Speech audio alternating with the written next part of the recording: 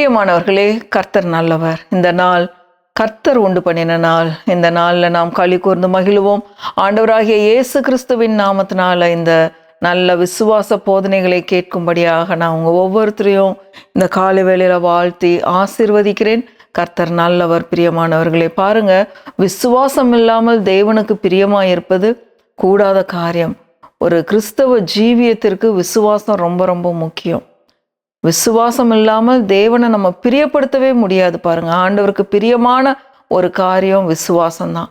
அதனால தான் ஒவ்வொரு நாளும் இந்த விசுவாச போதனைகளை நாம் போதித்து கொண்டிருக்கிறோம். பாருங்க, இன்றைக்கும் நாம் சத்தியத்துக்குள்ள போகலாம். ஆதியாகமம் 15வது அதிகாரம் முதல் 2 வசனங்கள். ஆதியாகமம் 15 முதல் 2 வசனம். இதுல பாருங்க, ஆபிரகாம் ரொம்ப ஒரு பயம், ஒரு சோர்வு, ஒரு கவலை வந்துருச்சு. தனக்கு பிள்ளை இல்லையே அப்படிங்கிற ஒரு கவலை வந்துருச்சு. அதை அறிந்த கர்த்தர் ஆபிரகாமுக்கு தரிசனத்துல தோன்றி வாக்கு தத்தங்களை கொடுத்து உடன்படிக்கை பண்ணி அவரை உற்சாகமா எழுப்புகிறார். பாருங்க, அதை தான் இன்றைக்கு நம்ம பார்க்க போறோம். பாருங்க, அதன் மூலமாக நாம் கற்றுக்கொள்ள வேண்டியது என்ன, நம்முடைய வாழ்க்கைக்கு ஆபிரகாமுடைய விசுவாசத்தினால என்ன பிரயோஜனம், அதை தான் இன்றைக்கு நம்ம பார்க்க போறோம். ஆதியாகமம் 15 முதல் 2 வசனங்கள். இந்த காரியங்கள் நடந்த பின்பு கர்த்தருடைய வார்த்தை ஆபிரகாமுக்கு தரிசனத்திலே உண்டாகி, அவர், ஆபிரகாமே, நீ பயப்படாதே, நான் உனக்கு கேடகமும் உனக்கு மகா பெரிய பலனுமாய் இருக்கிறேன் என்றார். அப்ப ஆபிரகாம் பயந்துகிட்டு இருந்திருக்கிறாரு. அதனாலதான் ஆண்டவர் எடுத்த உடனே, ஆபிரகாமே, நீ பயப்படாதே அப்படின்னு சொல்றாரு. 2வது வசனம் பாருங்க. அதற்கு ஆபிரகாம், கர்த்தராகிய ஆண்டவரே, அடியேனுக்கு என்ன தருவீர்? நான் பிள்ளை இல்லாமல் இருக்கிறேனே. தமஸ்கு ஊரானாகிய இந்த எலியேசர் என் வீட்டு விசாரணை கர்த்தனாய் இருக்கிறானே என்றான்.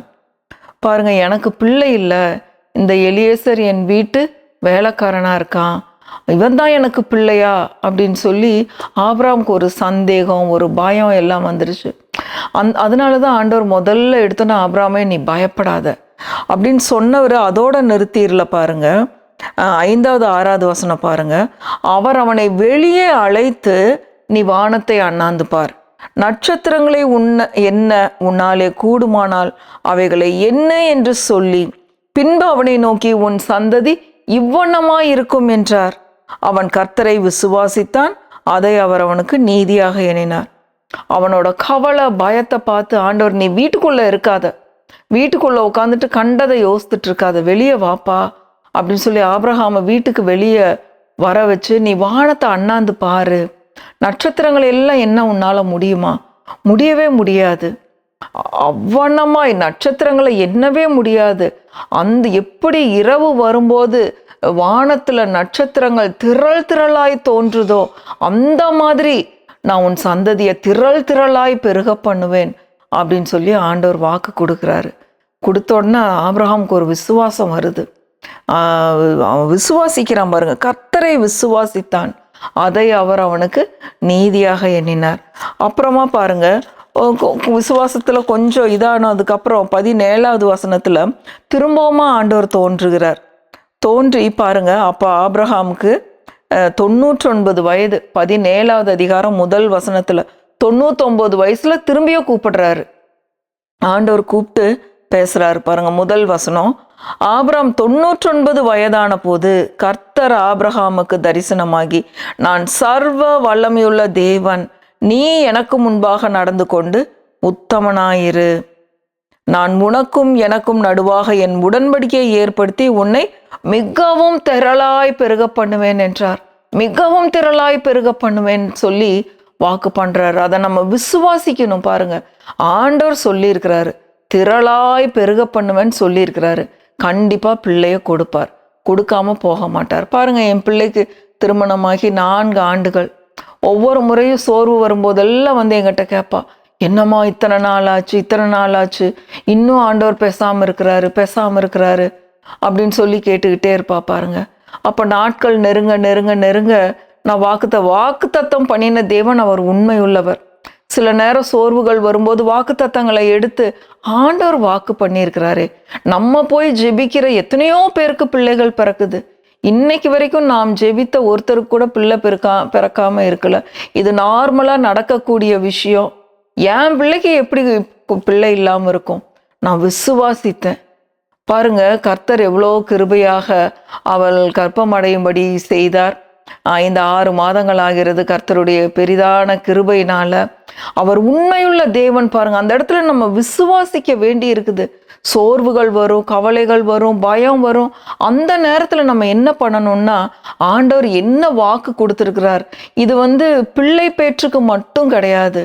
உங்களுடைய எந்த காரியத்திற்கு நீங்க ஜெபித்தாலும் அந்த காரியங்கள் நடக்க தாமதமாகும் போது ஆண்டவர் இன்னும் அநேக காரியங்களை எனக்கு வெளிப்படுத்தினாரு. குழந்தை வார்த்தையா இருக்குது, குழந்தை வார்த்தையா இருக்குது. அதை நான் நிச்சயமா என் கண்ணில் பார்க்க போறேன். வார்த்தை மாம்சமாகும், நிச்சயமாய் குழந்தை உண்டாகும் அப்படிங்கிற விசுவாசத்தை ஆண்டவர் கொடுத்தாரு. பாருங்க, ஒவ்வொரு நாளும் புதிதாக ஆண்டவர் வசனங்களை கொடுத்து எங்களை பலப்படுத்தி வந்தார். இந்த நாட்கள்ல அநேக காரியங்களை கற்றுக் கொடுத்தாரு. பாருங்க, அப்படியாக ஆபிரகாமுக்கும் ஆண்டவர் அநேக காரியங்களை கற்றுக் கொடுக்கிறார். ஆபிரகாமும் சாராலும் நகைத்தார்கள்னு போட்டிருக்கு. அப்படி சிரிப்பு வந்துருச்சு. 99 வயசானவளுக்கு பிள்ளை பிறக்குமா அப்படின்னு சொல்லி பாருங்க, 17வது அதிகாரம் 17வது வசனம் பாருங்க. அப்பொழுது ஆபிரகாம் முகங்குப்புற விழுந்து நகைத்து 100 வயதானவனுக்கு பிள்ளை பிறக்கும். ஆண்டவர் சொல்றாரு, குறித்த காலத்துல உனக்கு ஒரு பிள்ளை பிறக்கும், நான் உனக்கு புத்திர சந்தான தருவேன், எல்லாம் வாக்கு பண்ணியிருக்காரு. உன்னை திரளாய பெருக பண்ணுவேன், எல்லா வாக்கு தத்தங்களையும் கொடுத்துருக்காரு. அதை ஆபிரகாம்னால விசுவாசிக்க முடியாம 2 பேரும் ரொம்ப சிரிச்சுட்டாங்க. முகங்குப்புற விழுந்து சிரிச்சாங்களாம். பாருங்க, நகைத்தார்கள் அப்படின்னே போட்டிருக்கு. 100 வயதானவனுக்கு பிள்ளை பிறக்குமோ, 90 வயதான சாரால் பிள்ளை பெறுவாளோ என்று தன் இருதயத்திலே சொல்லிக்கொண்டு பாருங்க, அப்படி இருதயத்திலேயே சொல்ல ஆரம்பிச்சிட்டாங்க. நகைப்பு. அப்போ உண்மையிலேயே குழந்தை பிறக்குது. பிறந்ததுக்கு அப்புறம் ஈசாக்குன்னு பேர் வைக்கிறாங்க. ஈசாக்கு அப்படிங்கிற பேருக்கு அர்த்தம் என்னன்னா நகைப்புன்னு அர்த்தம். பாருங்க, கர்த்தர் சொன்ன நீ ஈசாக்குன்னு பேரிடுவேன்னு சொன்னாரு. ஈசாக்குன்னா நகைப்புன்னு அர்த்தம். அவங்க பேருக்கு தகுந்த மாதிரி இவர்கள் 2 பேரும் நகைத்தார்கள்.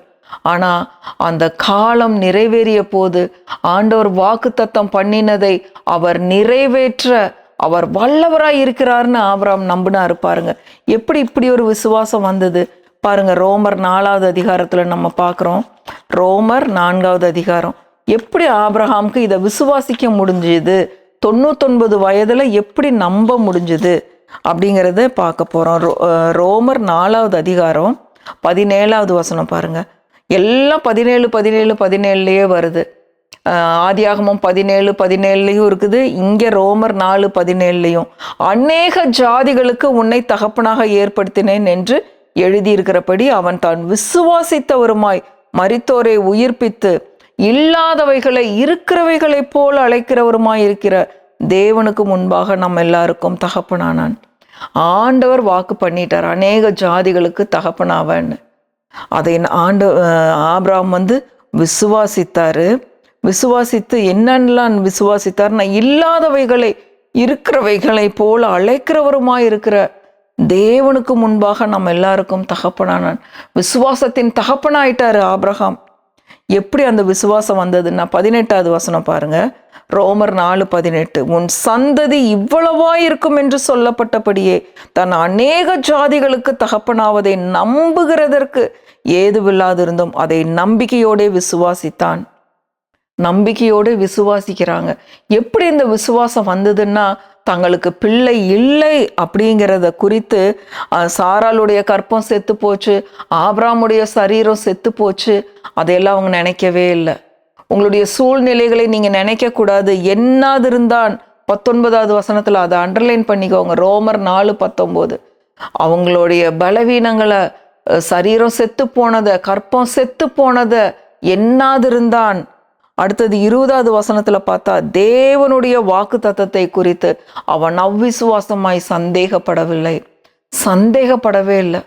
வாக்கு தத்தம் பண்ணின தேவன் அவர் உண்மையுள்ளவர். 21வது வசனம் ரோமர் 4:21 தேவன் வாக்கு தத்தம் பண்ணினதை நிறைவேற்ற அவர் உண்மையுள்ளவர் என்று முழு நிச்சயமாய் நம்பி தேவனை மகிமைப்படுத்தி விசுவாசத்தில் வல்லவனானான். 100 வயதுல பிள்ளை பெற்றாங்க, ஜெயிச்சிட்டாங்க. பிரியமானவர்களே, இன்றைக்கு உங்களுடைய சூழ்நிலைகள் எதுவாக இருந்தாலும் சரி, ஒருவேளை நீங்கள் பிள்ளைகள் இல்லாமல் குழந்தைகளுக்காக நீங்கள் ஜெபித்து கொண்டு இருந்தீங்க அப்படின்னா விசுவாசிங்க. விசுவாசித்து வாக்கு தத்தங்களை எடுத்து ஒவ்வொரு நாளும் அறிக்கை பண்ணுங்க. சந்தோஷமா இருங்க. அவர் வாக்கு தத்தம் பண்ணி இருக்கிறார். இன்றைக்கு இந்த வசனங்களை உங்களுக்கு வாக்கு தத்தமா எடுத்துக்கொள்ளுங்கள். இல்லாதவைகளை இருக்கிறவைகளை போல அழைக்கிற தேவன். உங்க சூழ்நிலைகளை எண்ணாதீங்க. டாக்டர்ஸ் ரிப்போர்ட்டை நம்பாதீங்க. டாக்டர்ஸ் ரிப்போர்ட் உண்மை. ஆனா சத்தியம் என்னன்னா, நான் உன்னை திரளான ஜாதிகளுக்கு தகப்பனாக்குவேன் வாக்கு பண்ணி இருக்கிறார். ஆபிரகாமுக்கு மட்டும் இல்ல, பரிசுத்த ஆவியினால் அது உங்களுக்கும் வாக்கு தத்தமாக கொடுக்கப்பட்டிருக்கு. அதனாலதான் இந்த வார்த்தைகளை அவர் அனுப்பி இருக்கிறார். இந்த வார்த்தைகளை விசுவாசிங்க. இந்த ரோமர் 4வது அதிகாரம் 17 25 வரைக்கும் உள்ள வசனங்களை விசுவாசித்து உங்களுக்கென்று எடுத்துக்கொள்ளுங்கள். இல்லாத காரியங்கள், நடக்காத காரியங்கள் எல்லாம் உங்களுக்கு சாத்தியமாகும். நம் தேவனால் கூடாத காரியம் ஒன்றுமில்லை. விசுவாசிக்கிறவர்களுக்கு எல்லாம் கூடும். கர்த்தர் நல்லவர். அவரை துதியுங்கள். அவர் கிருபை என்றும் உள்ளது. ஆமென், ஆமென், ஆமென்.